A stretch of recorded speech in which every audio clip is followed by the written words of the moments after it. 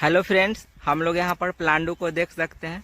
प्याज को हम लोग यहाँ पर देख सकते हैं, जिसे हम लोग हिंदी में प्याज के नाम से जानते हैं और संस्कृत में हम लोग इसे प्लांडू कहते हैं, क्योंकि to protect our body from various diseases, यह हमें various many types of diseases से बचाता है, इसलिए हम लोग इसे प्लांडू के नाम से जानते हैं। इंग्लिश में इसे हम लोग बल्ब या ओनियन बल्ब के नाम से भी हम लोग इसे जानते हैं। ओनियन या बल्ब ओनियन के नाम से हम लोग इसे इंग्लिश में जानते हैं। और इसका जो लैटिन नेम हो गया, तो इसका जो लैटिन नेम है वो है एलियम सिपा। और इसके अगर हम लोग फैमिली का बात करें तो ये लिलिएसी फैमिली से बिलोंग करता है। अब हम इसके मॉर्फोलॉजी को देखेंगे, तो इसके मॉर्फोलॉजी को हम लोग देख सकते हैं कि ये छुप होते हैं, हर्ब होते हैं, और इसका जो हाइट होता है वो 2 से 3 फीट ये ऊंचे होते हैं।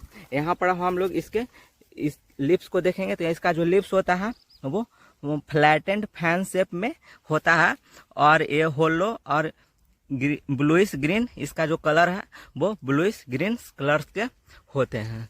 अब हम इसके देखते हैं कि इसका जो लीफ है वो मॉडिफिकेशंस हो करके इसका जो राइजोम का जो पार्ट है उसका फॉर्मेशंस करता है। तो हम लोग इसके रूट्स को देख सकते हैं कि रूट्स है, और ये इसके जो राइजोम वाला पार्ट है वो ग्राउंड जमीन के अंदर में रहता है। तो यहाँ पर देख सकते हैं इसका जो मॉडिफिकेशंस है वो लीफ का मॉडिफिकेशंस होकर के यहाँ पर इस लीफ का मॉडिफिकेशंस होकर के ये जो राइजोम है कंद, जो इसका यूजफुल पार्ट हो गया, उसका फॉर्मेशंस होता है। तो यहाँ पर हम लोग इसके लीव्स को देख सकते हैं। तो ये इसका जो लीफ का जो कलर है वो ब्लूइश ग्रीन कलर्स के इसके लीव्स रहते हैं। तो हम लोग इसके आगे फ्लावर्स को देखेंगे, तो यहाँ पर हम लोग इसके फ्लावर्स को देख रहे हैं। तो ये इसके जो फ्लावर्स हैं वो वाइट कलर्स के रहते हैं। यहाँ पर इसके फ्लावर्स को देख सकते हैं आप लोग। और इसके जो फ्रूट्स हैं वो फ्रूट्स 3 कंपार्टमेंट्स में रहते हैं, 3 कंपार्टमेंट्स में डिवाइडेड होकर के रहते हैं इसके जो फ्रूट्स होते हैं। और इसमें जो सीड्स हैं वो स्मॉल और ब्लैक कलर्स के रहते हैं। और ये जो फ्लावर्स है वो फ्लावरिंग्स स्टेम्स में लगे हुए रहते हैं। ये देख सकते हैं इसके जो फ्लावरिंग्स स्टेम है उसमें फ्लावर्स को हम लोग यहाँ पर देख सकते हैं। ये वाइट कलर्स के इसके फ्लावर्स होगा। और यहाँ पर देख सकते हैं कि ये इसके रूट्स होगा। और यहाँ पर जो इसका जो यूजफुल पार्ट का बात करें तो ये जो इसका जो यूजफुल पार्ट है वो होता है राइजोम कंद होता है। और इसके जो सीड्स होते हैं वो इसके यूजफुल पार्ट होगा। तो हम लोग इसके आगे का जो केमिकल कंस्टिट्यूएंट्स है उसके बारे में हम लोग देखते हैं। तो हम लोग इसके केमिकल कंस्टिट्यूएंट्स का बात करते हैं।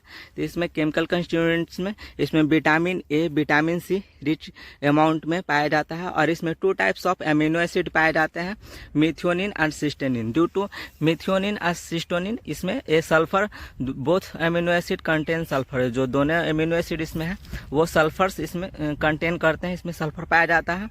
तो ये जो सल्फर है वो हमारे जो टीयर्स ग्लैंड है उसको इरिटेशंस कॉज करता है। और due to irritations of a tear gland हम लोगों के आई में से आंसू निकलने लगते हैं जब हम लोग प्याज को कट करते हैं तो उस टाइम। तो हम लोग इसके जो आगे देखते हैं, हम लोग इसके आयुर्वेदिक पॉइंट ऑफ व्यू से हम लोग इसके अब रसपंचक को देखेंगे। तो रसपंचक में हम लोग इसका जो गुण होता है वो गुरु, तीक्ष्ण और स्निग्ध होता है। इसके जो रस है वो मधुर और कटु होते हैं। और इसके जो विपाक हैं वो मधुर होते हैं। और इसके बीरी जो है वो इसके बीरी उष्ण होते हैं। और दोष कर्म का अगर बात करें तो ये बात का शमन करता है, बात को बैलेंस करता है, और कफ और पित्त को ये बढ़ाता है। तो यहाँ पर हम लोगों ने इसके रसपंचक को देख लिया। तो हम इसके मेडिसिनल यूजेज के बारे में पढ़ेंगे। मेडिसिनल हम लोग इसका क्या क्या यूज कर सकते हैं मेडिसिन के पर्पस ऑफ व्यू से।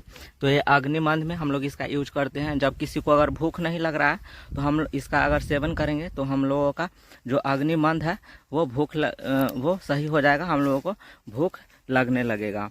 और नाउ ए डेज हम लोग जो ओनियन है, ओनियन का जो जूस है उसका यूजेज हम लोग हेयर को स्ट्रेंथ, हेयर को मजबूत करने में भी हम लोग इसका यूजेज करते हैं। और ये हम एंटी डेंड्रफ जैसा इफेक्ट शो करता है, हमारे हेयर्स के लिए एंटी डेंड्रफ भी होता है इसका। और हम यूजेज का बात करें तो ये प्रमेह में किसी को अगर डायबिटीज हो गया है तो हम लोग इसका डायबिटीज में भी यूज करते हैं, एंटी डायबिटिक्स जैसा ये वर्क करता है। और इसके और जो नेक्स्ट यूजेज है वो एफ्रोडाइसिस। एफ्रोडाइसिस मीन्स होता है कि डिजायर, जो हमारा सेक्सुअल जो डिजायर्स है तो उनको इन्हेंस करता है। और जैसे कि हेमरेजिक डिजीजेज हो गया, किसी को अगर रक्तपित्त हर में काम करता है। किसी को अगर हेमरेजिक ब्लड रिलेटेड डिजॉर्डर्स है तो उसको भी ये सही करता है। और इसका एक और बहुत ही इम्पोर्टेंट जो यूजेज है वो है हमारे बॉडी को डिटॉक्सिफिकेशन करना। जैसे कि हमारा जो डाइटरी हैबिटेट्स है, खाने पीना अगर हम लोग अच्छे से मतलब टाइमली जो नहीं खाते हैं, हम लोगों का जो डाइटरी हैबिटेट्स है अच्छे से हम लोग का नहीं है, बैड डाइटरी हैबिटेट्स है, तो उसमें हमारे बॉडी को अगर टॉक्सिसिटी हो गया हमारे बॉडी में तो उसे डिटॉक्सिफिकेशन करते हैं तो करता है। तो अब हम लोग इसका एक साइड इफेक्ट्स भी देखेंगे। तो अगर हम बहुत ज़्यादा मात्रा में अगर इसका जो मात्रा दिया गया है तो इसका जो मात्रा होता है वो अगर हम इसको स्वरस, प्याज का जो स्वरस है उसका अगर बात करें तो ये 10 से 30 ml तक हम लोग इसका यूज करते हैं।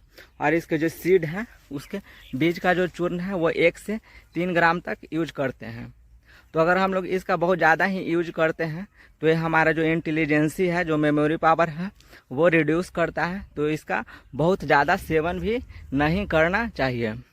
और इसका अगर लास्ट में हम लोग एक पॉइंट हम लोगों का छूट गया था, तो ये 2 टाइप्स ऑफ इसके जो राइजोम है वो उसके अकॉर्डिंग 2 टाइप्स ऑफ इसके वेराइटी होते हैं। एक होता है रेड कलर्स का होता है और एक वाइट कलर्स के। तो यहाँ पर हम लोग देख सकते हैं कि यह है रेड कलर्स के, यहाँ पर एक कंद को देख सकते हैं हम।